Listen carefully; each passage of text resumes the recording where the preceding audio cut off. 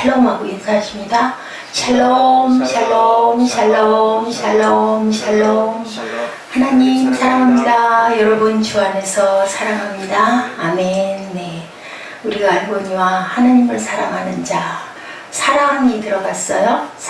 사랑하는 자, 그 뜻대로, 그 부르심의 뜻대로 저희들이 행하고 따르는 자들에게는 모든 것을 합력하여 선을 이루신다. 어저께 결혼간에 그런 일을 오전에 겪고 하루 종일 뭘 어떻게 할 수도 없고 그렇다고 또 쉴 수도 없고 참 마음이 편치 않으니까 편안하게 쉬어지지도 않고 그러면서 이 말씀이 마음에 와서 계속 마음속으로 다시 되뇌고 했습니다.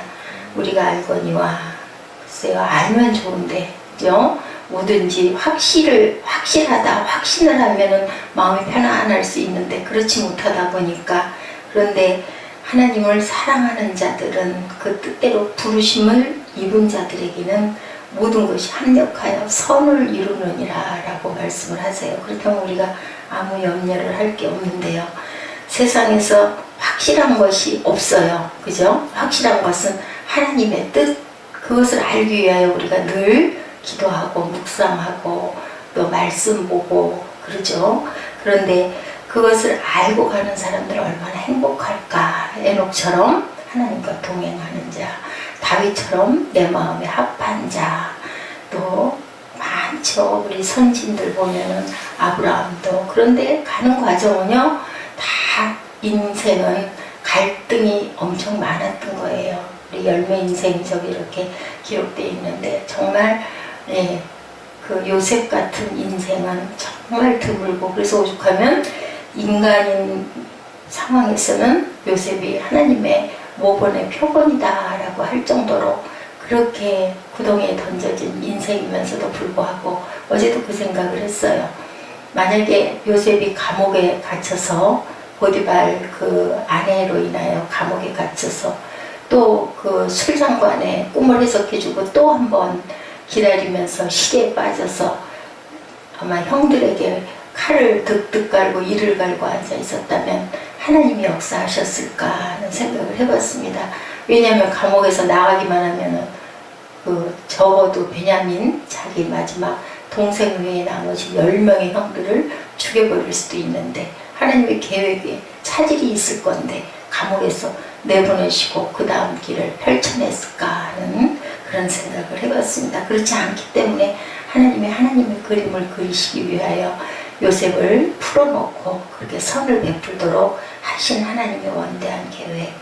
하나님께서는 쓰실 때 말을 안 듣거나 계획을 하셨다고도 할 때 그 계획은 분명히 이루어지는데 그 주인공이 바뀌기도 하죠. 그래서 이 세상에는 어떤 것도 확실한 게 없는데 확신을 가지고 살아가는 사람들은 참 행복하겠다.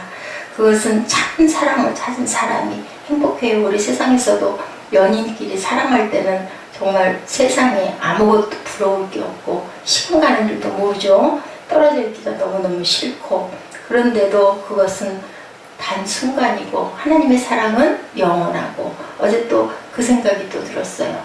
예수님을 누가 돌아가시게 했을까라는 생각을 했습니다.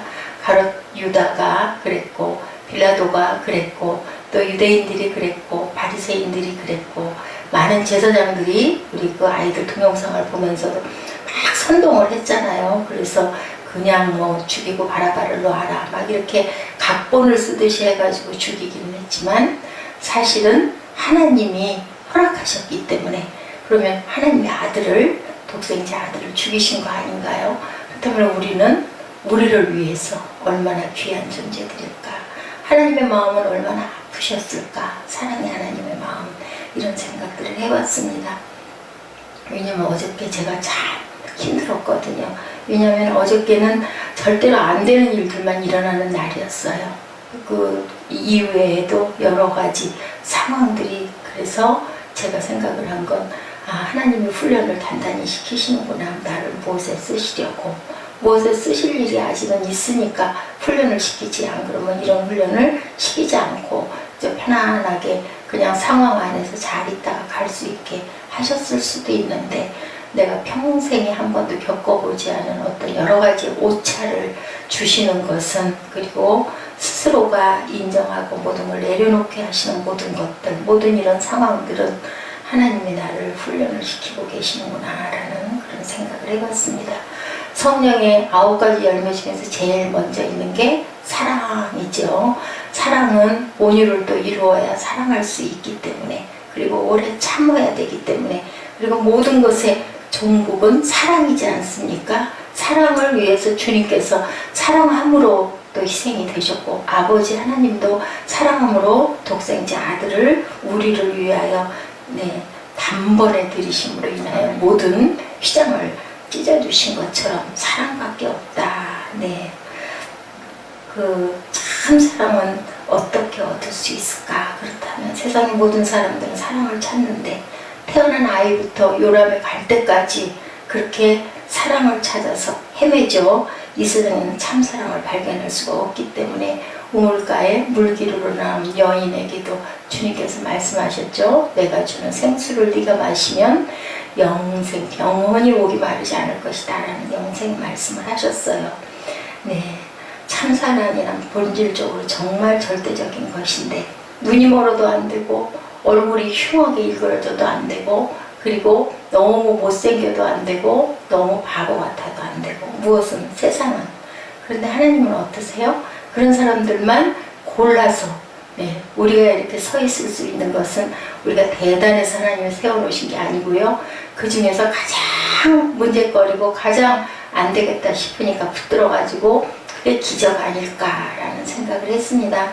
누구든지 세상을 사랑하면 아버지의 사랑이 그 속에 있지 아니하리라 라고 말씀하셨죠. 세상을 사랑하지 말라고.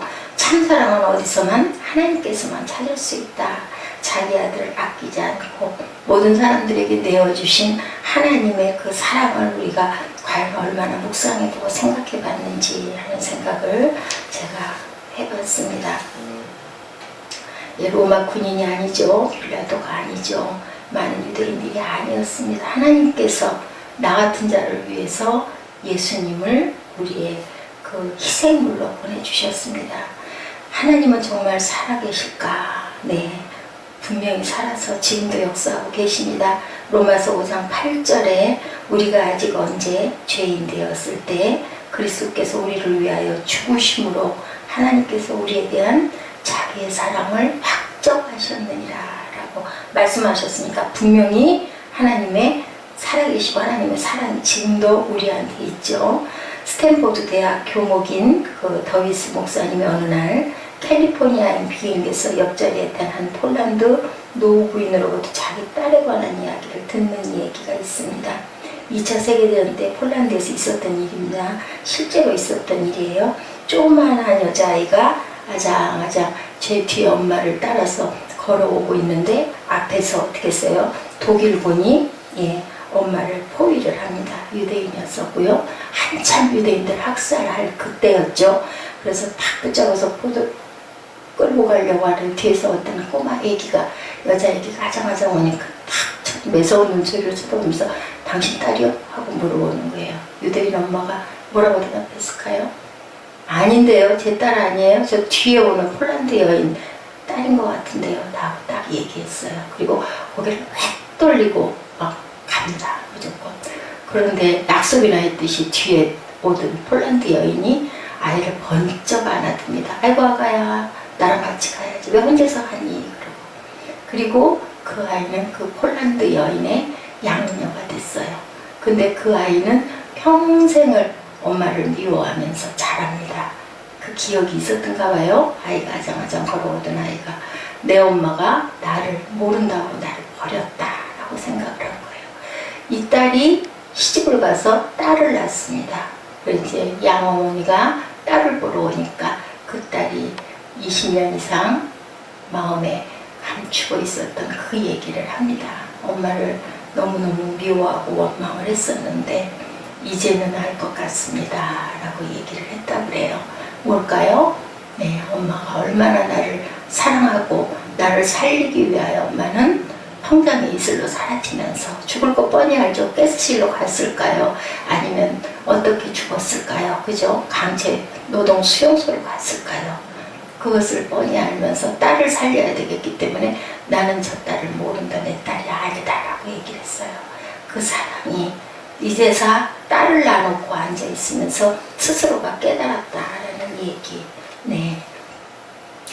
이 세월이 흘러가면 알게 되는 거. 우리도 그렇죠? 세상을 살면서 나이가 조금씩 먹어가면 안 보이던 것들이 보입니다. 그런 것처럼 우리 믿음 생활 역시도 자꾸 자라가야 되겠죠? 그리고 이기면 내가 너희에게 모든 것을 이긴 자에게는 승리의 면류관을 주시겠다. 세상을 너희가 이기는데 그 이김은 하나님의 사랑 안에서 우리가 이길 수 있다라고 말씀하고 계십니다.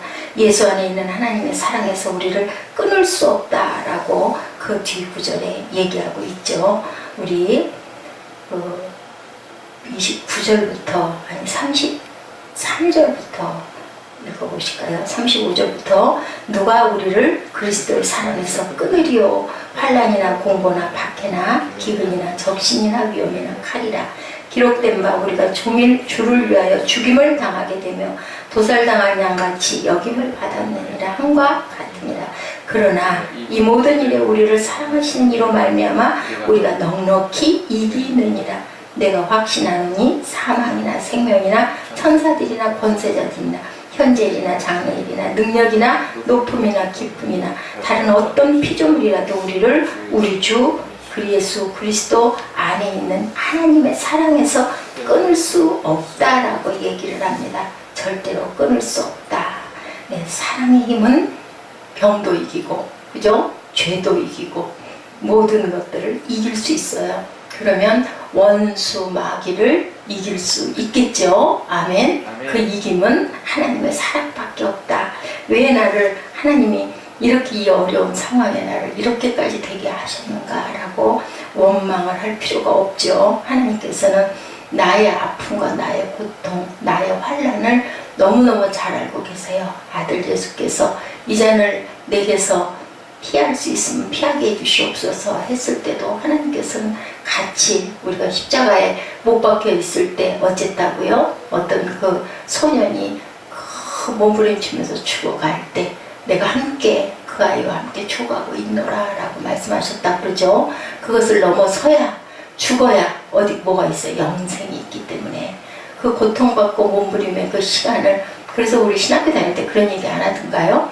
아이고 정말 죽겠어, 내가 도저히 견딜 수가 없어 하면 죽는 거는 아무나 죽을 수 있어, 그게 얼마나 복인데 라고 얘기를 했다고 그러죠. 우리가 해야 할 일이 아직 있기 때문에 우리는 어디로 가요?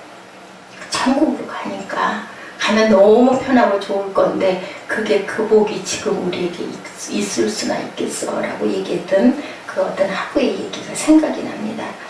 당신은 왜 앞쪽에 앉았느냐고 물으니까 나같이 못생긴 곱사등을 보고 사지 멀쩡한 사람들이 은혜를 받으라고 하나님의 영광을 드러내려고 내가 가장 예배의 석상의 앞쪽에 앉습니다 라고 얘기했던 그 곱사등이 할머니의 얘기가 있어요.